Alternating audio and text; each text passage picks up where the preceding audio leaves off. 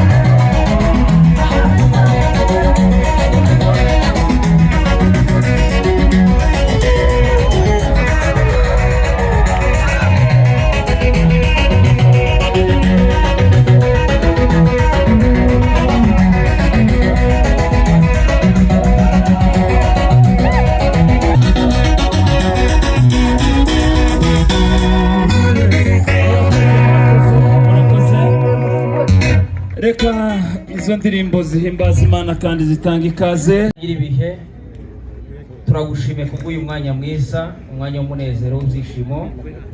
Dufite impamvu nyinshi zatuma twishima, tugatamba, tugatera haleluya. Uri Imana ukwiye gushimwa no guhimba. Turagushimiye kubw'uyu munsi mwiza wateguye, umunsi w'umugisha, umunsi w'imbaraga, umunsi tuvuga gukomera kwawe n'icyubahiro cyawe.